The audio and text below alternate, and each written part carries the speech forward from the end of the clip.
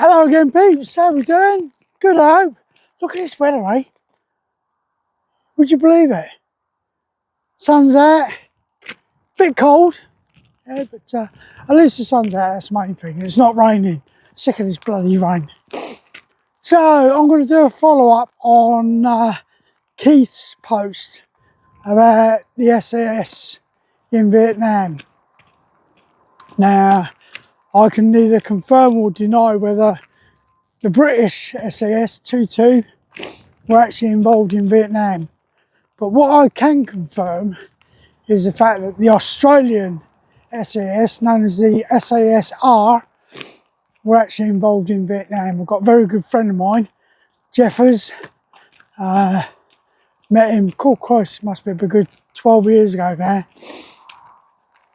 And yeah, I've sat with Jeffers and spoken to him about his tours in Vietnam.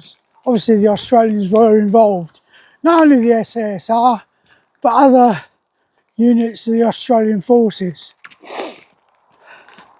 So yeah, whether guys that were on attachment to the SASR, yeah, were involved in Vietnam, I can't confirm or deny. But what I would say is the Australian SAS lads did get involved during the Gulf War. And if you read Bravo 20, yeah, you'll understand what I'm saying. Yeah, we had an Aussie lad in that. But Vietnam, what a waste of life.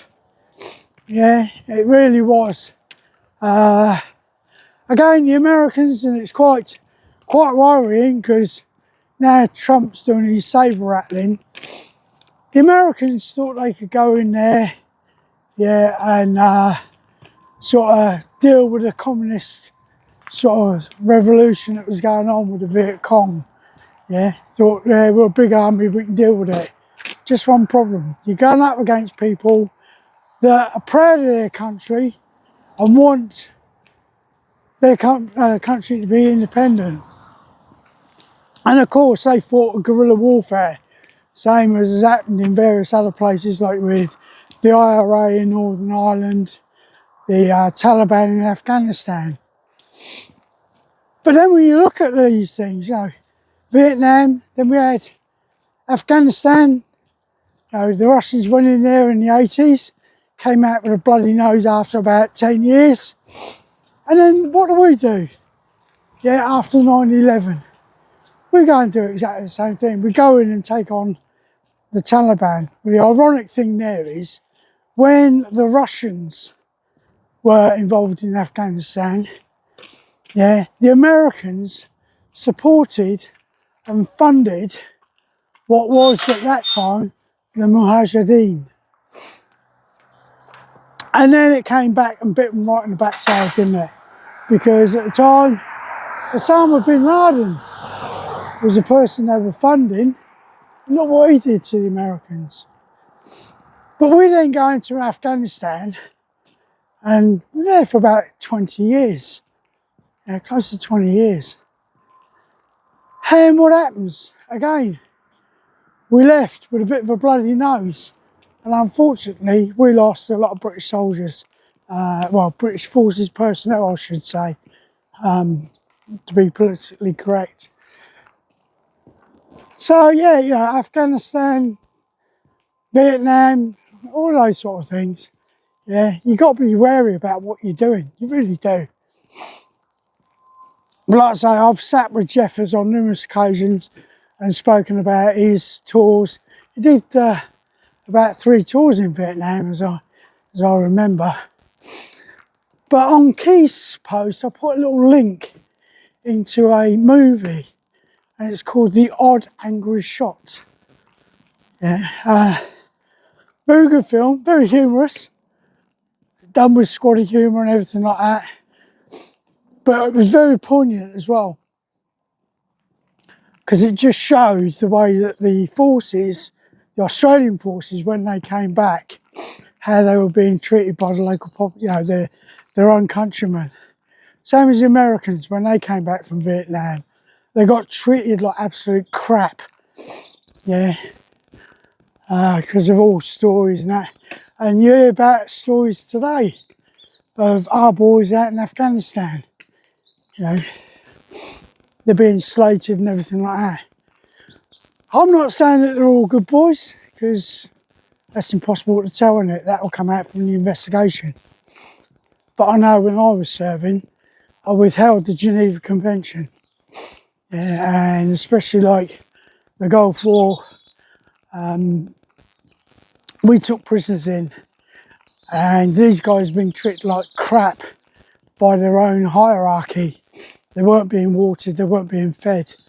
And myself and other British soldiers, yeah, went on to half rations and half water to try and help these guys. Yeah, they were the enemy beforehand, but here they were, a defeated army, and they were in ragtag order.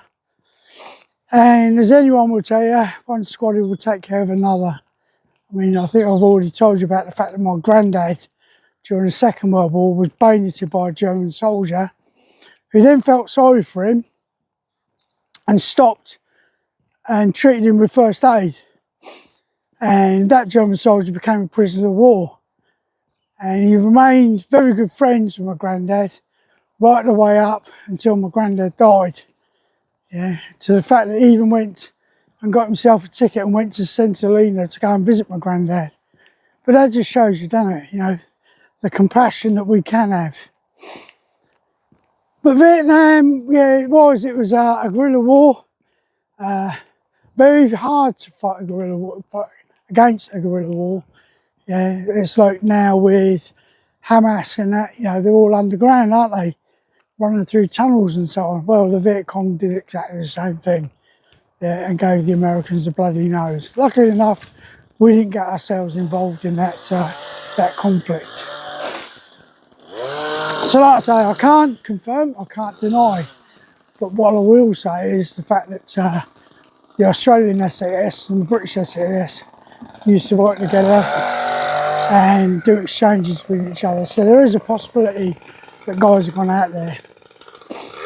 Anyway, I'm about halfway down to my turnaround point now. So I'm going to let you all get on.